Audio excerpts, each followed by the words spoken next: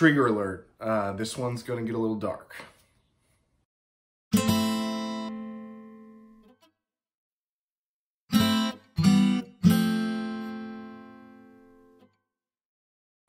Story time. Today I want to talk a little bit about breaking the cycle of abuse. I spoke in a previous video about my biggest accomplishment as being a dad, but moreover, it was breaking the cycle of abuse. I'm going to give you an example of that. And I'm going to get a little dark because the story is dark and it's real, and life is dark and gritty sometimes. But like everything I do, it's all about positivity. So what I'm about to share with you is incredibly personal.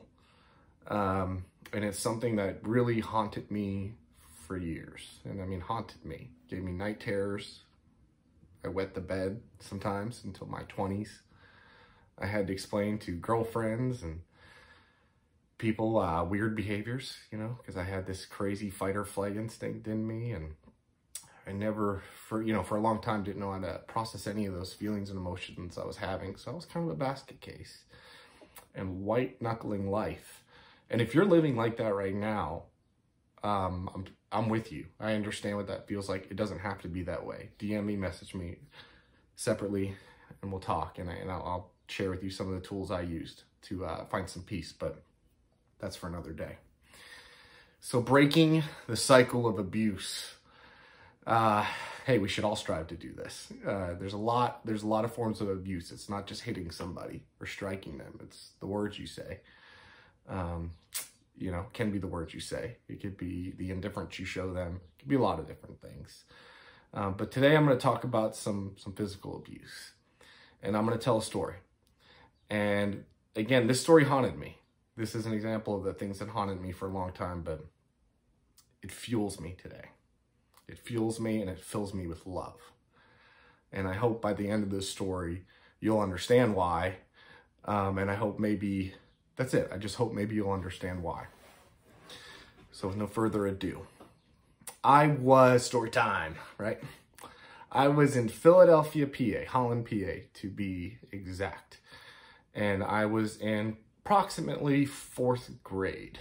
And I had a couple of troublesome years between 2nd, 3rd, 4th grade.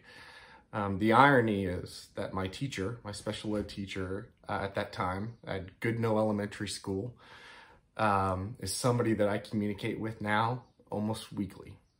We're Facebook friends and we care deeply for each other. And it's really, really wild how things work out. But rewind. At that time, I was maybe 10 years old, let's say. And I had a lot of emotional issues. And, in our classroom, in order to, sustain some good behavior, Mrs. Powell implemented a daily worksheet, and it was basically a behavioral chart. And the way, at the very end of the day, you would have a come to Jesus, and you would sit with Mrs. Powell, and you would essentially get graded on this chart about how you behaved that day, and you had to go home every evening and get that initialed by your parents. So there was poor, it's the worst you could be. Fair, still not very good. Good, I'll take it. Or excellent. And at the end of the week, if you got a number of excellents, it was equal to so many points. They're good, but down the chain. And you would total up those points, and there would be a couple of toys or pieces of candy. And 5 minutes before the bell rang, before the bus came, if you had enough points, you could get a present or reward at the end of the week. Awesome system, right? Great motivator to be good. Sometimes I forgot about it. and I wasn't really thinking about Friday afternoon. So I would act out or disrupt, or something would happen. And at the end of the day, I would get that grade. And the way it worked in my home at the time was that if I got a fair or a poor, I got a spanking. And if you got a poor, that meant Mrs. Powell called the house to explain. Now, in my mind at that time, that meant I was in big trouble. I just was in really big trouble. Mrs. Powell was probably pretty mad with me, and I knew I was in for big time trouble when I got home.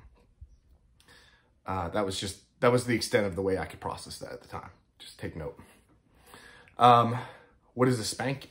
What does that mean, right? A spanking to me was, you know, no clothing, no underwear, you know, and with a belt, and by my foster father. And I'm going to say until his arm got tired. There was no designated amount of licks. It was completely contingent upon how angry he was or upset or how much of an inconvenience it was for him in that moment. And that is my hand to God, the truth. What does that mean? I don't know. I don't know. You know, you quit keeping count, you beg, you plead, please stop. You pee yourself sometimes. Always more than 5. 10, maybe. I don't know, maybe more, you know, minimum. I went through phases. I would get 2 or 3 spankings a week sometimes, okay? There were bruises, there were welts. That is what that is. So the story is this. I got a pour one day at school. I have no idea what I did. Mrs. Powell called the house, and she's going to be horrified to hear this because to this day, she had no idea that this was happening. I know in my heart that woman never would have called the house ever had she had known. I got a pour. She called the house. She talked to my foster mother. My foster father at the time was working really hard. We were living in Holland, PA, and he was commuting to New York, to Wall Street every day. So it means he drove a long way, he got on a train, he drove some more, he walked a couple blocks. He had a long day and worked a full day, you know? And then he had to come home to a foster kid who was acting up in school. Couldn't have been awesome for him. But with that, it was time for my spanking. And I caught him on a bad day. Caught him on a really bad day. The scenario, this is how it played out. So we're in his bedroom, the master bedroom. My foster mother was playing solitaire on the computer. I had to bend over the bed, drop my pants, bend over the bed, get ready for my spanking. And at the time, my biological sister was actually living with us at this foster home. And she was 13, so I'm about 9 at this time, okay? And I'm getting a spanking. And I guess whatever. I was screaming, I was crying, I was being loud, which made it worse, always made it worse. And my sister, my biological sister, came to the door, you know, and everybody's asleep. They're in the bedroom, they're quiet. We're scared of this guy. You know, I'm in trouble. And she had the courage to walk up to the door and knock on it. And he screamed and yelled at her and cursed whatever. She bolted, she ran and locked the door. Don't blame her, totally understand.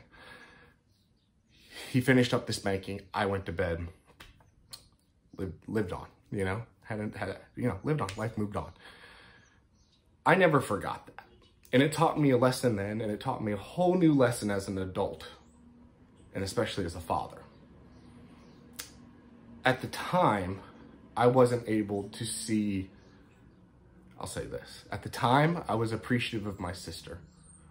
And she tried to protect me. She loved me. She was as scared, if not more scared as I was, and she at least tried, okay? So I learned a lesson that stayed with me forever that day. And that's a lesson of love. And that fueled me, and that I never, that's what was an immediate takeaway, and that's beautiful, right? What I didn't understand until I became a father was that, you know, growing up and for years, I never blamed my foster mother, you know? I thought, hey, he'd be mad at her too if she tried to interrupt or whatever, and you can't blame her. And being a father now, I know that that's absolutely wrong. You get up. You stop that. You don't ever let someone hurt a child. Ever. And I don't blame her and I don't resent her. It's just another lesson I learned from this.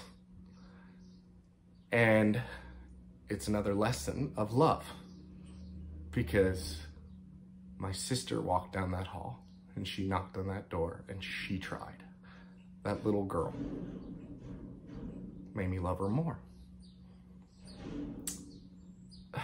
You know, I've never raised a hand on my kids. And I've never thought it. I've never wanted to. I never had to stop myself. You know, that's what makes me proud. That's what makes me proud because that was how I expressed myself with other people. I was never afraid to fight, and I had a lot to prove. I felt like I had a lot to prove because I didn't want to be a victim. I wanted to be a tough guy. And I'm glad I got over that. And I grew up. And I'm sorry for all the people I hurt in my wake. And I don't judge my foster father. I don't judge him. I'm okay. And I'm strong. And I'm better. I'm not better because of it by any means. But because of it, I have the ability to have empathy. And I have the ability to understand. Because I've also made my mistakes. And I'm not going to be a hypocrite. And I may not have made that mistake. But I've had my fair share. And I'm not perfect. And I've hurt the people I've loved.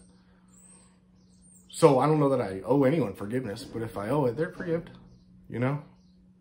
And that's breaking the cycle of violence. That's what that's all about to me. So I'm sorry if that was dark. Thank you for watching, if you did watch and hang through this whole crazy narrative. Please, you know, leave me your comments and be positive. Don't be too harsh. And, you know, thank you for watching.